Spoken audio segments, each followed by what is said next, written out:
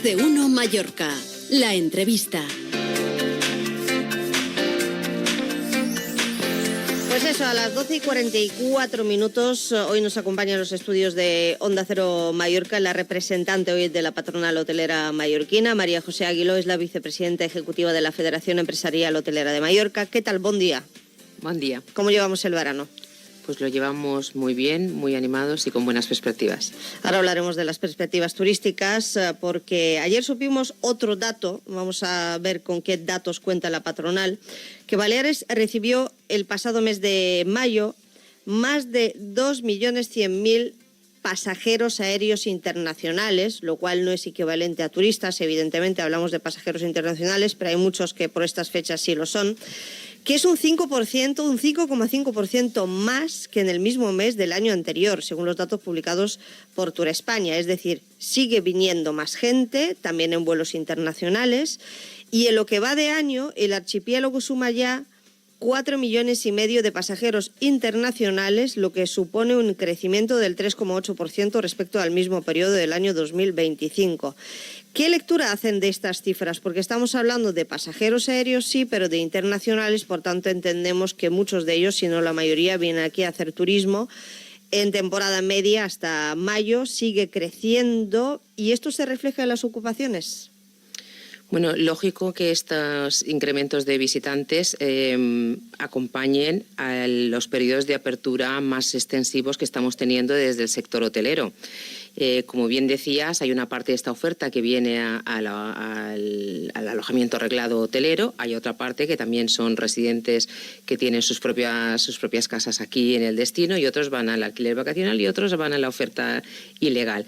Pero a nosotros las cifras nos cuadran con esas aperturas que ya tenemos. Sabéis que hemos insistido mucho en poner en valor ese 20% de establecimientos que ya tienen abierto todo el año y que progresivamente en el mes de febrero 40%, en el mes de abril 70%, por tanto, hay una correspondencia con el incremento de pasajeros con las aperturas tempranas para generar mayor dinamismo, mayor estabilidad de las plantillas y para ese alargamiento de temporada por el que habíamos estado trabajando muchísimos años. Pero aún así las ocupaciones hoteleras medias están por encima del año pasado, en febrero, marzo, abril, mayo.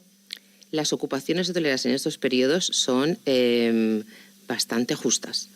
Hay algunos productos, sobre todo en las zonas que son de Palma y la zona de influencia, Playa de Palma, Calvea, etcétera, tienen unas ocupaciones más elevadas por el efecto también capitalidad, porque operan con mucha más consistencia temporal a lo largo del tiempo. Otras zonas turísticas empieza la temporada para tener ese arranque, pero las ocupaciones a veces son más bien reducidas y muchas veces hay establecimientos, y lo hemos comentado en otras ocasiones, que abren, pero abren a pérdidas casi. ¿Y por qué ocurre esto? Cuando estamos en el año del turismo, un año más, cuando seguimos hablando de subida del número de turistas, del número de pasajeros, de facturación también o gasto medio por turista, ¿por qué las ocupaciones hoteleras siguen siendo o este año son tan justas? Bueno, yo estoy hablando de los primeros meses del verano, donde también, aunque haya un crecimiento del número de pasajeros, esos crecimientos, esos valores que hay en esos meses nunca dan para hacer una ocupación como las de temporada alta. Por tanto, que se mantiene. Entra dentro de la normalidad y además hay que tener en cuenta el incremento de pasajeros, que también las estancias se acortan. Por tanto, ocupaciones justas pero mantenidas o las normales. Ha mencionado la oferta ilegal, que una parte de esos visitantes sigue, ¿no?, aprovechando esos anuncios ilegales o de ocupaciones o viviendas de alquiler turístico que no son regladas. ¿Hasta qué punto esa oferta ilegal se ha reducido?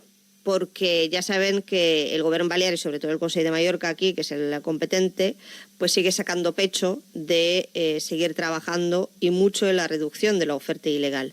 Ustedes, bueno, por lo que me acaba de decir, no es que lo hayan notado, pero no sé si por otro lado les vienen informaciones que sí indican que esa oferta no reglada o directamente ilegal se ha reducido. Bueno, es que hay una oferta que es ilegal o hay otra oferta que son las que vienen agrupados dentro de cómo hacen las estadísticas a nivel estatal, que se llaman los Family and Friends, que son los que van a ofertas de no mercado y que en muchas ocasiones se alojan bajo este parámetro gente que va directamente a oferta ilegal. Por tanto, en la administración competente, como bien decía, es el Consell de Mallorca. Desde los últimos años hemos visto que están poniendo más recursos económicos, están recibiendo unas dotaciones especiales para hacer frente a esta oferta ilegal, han utilizado más medios tecnológicos.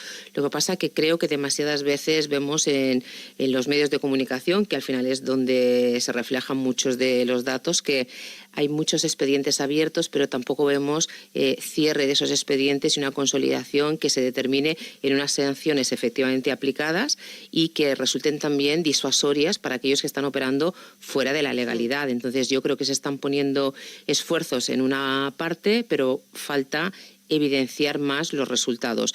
Y desde luego también estamos viendo como la picaresca por parte de estos ofertantes, cuando les retiran los anuncios de los portales, buscan otros espacios e incluso ya están haciendo pues muchísimas ofertas a través de las propias redes sociales y no a través de plataformas turísticas. Por lo tanto, se busca la manera de eludir la legalidad.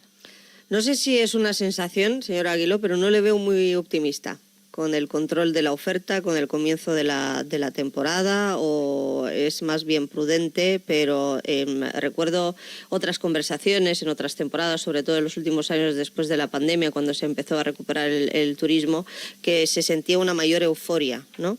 Ahora connoto más bien prudencia tirando a pesimismo. Bueno, no, pesimismo en absoluto. Euforia, por supuesto, después de la pandemia yo creo que se vivió una euforia generalizada a nivel de todos los sectores, a nivel social, donde la gente tenía una necesidad de viajar, donde la demanda estaba en un proceso de ebullición altísimo, pero desde la pandemia hemos visto cómo, pasado ese efecto champán que se denominó, las cosas se están poniendo más en su lugar, se están poniendo en su sitio, y yo diría que estamos entrando en unos periodos de normalización.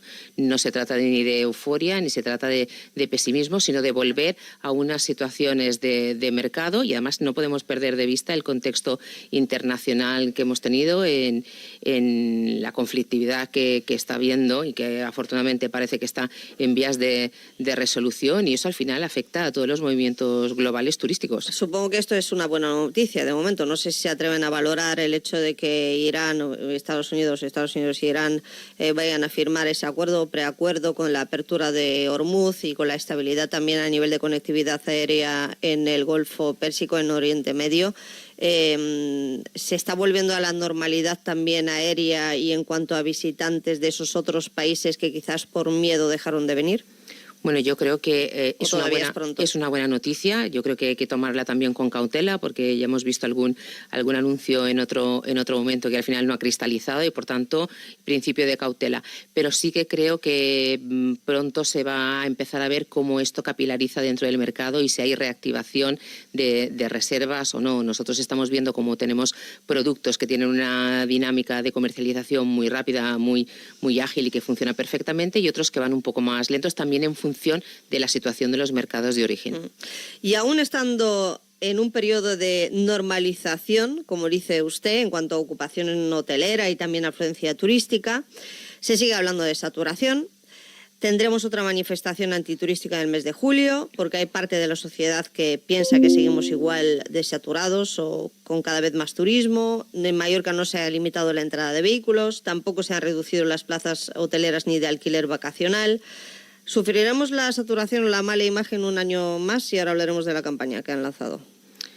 Bueno, yo creo que evidentemente se ha hecho un trabajo de detección y de puesta sobre análisis de posibles soluciones, pero creo que todavía no tenemos soluciones definitivas sobre la mesa. Sí que creo que ha habido una pequeña mejora en todo aquello que tiene que ver con la movilidad colectiva.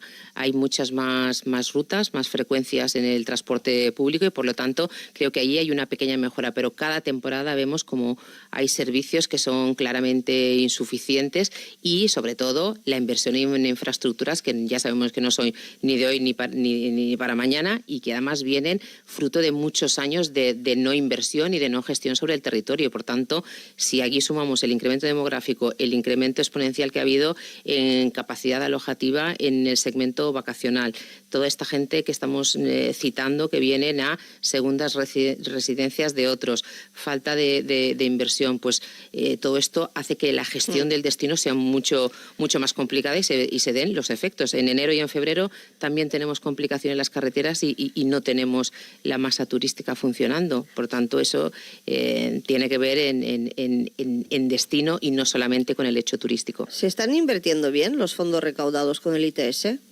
¿Con Pues el impuesto del turismo sostenible? Nosotros siempre hemos pensado que se podía hacer una mejor utilización de esos fondos, utilizar los recursos disponibles con una mejor priorización de las actuaciones. Es cierto que en las dos últimas convocatorias vimos unas prioridades diferentes por parte del Gobierno y nosotros desde la Federación Hotelera reclamamos durante mucho tiempo que, por ejemplo, un factor crítico como es el tema de la gestión hídrica tuviera toda la recaudación destinada a paliar estos problemas y estas situaciones que están en el conjunto de las Islas Baleares y, por tanto, que se pudiera hacer una actuación de choque de forma integral.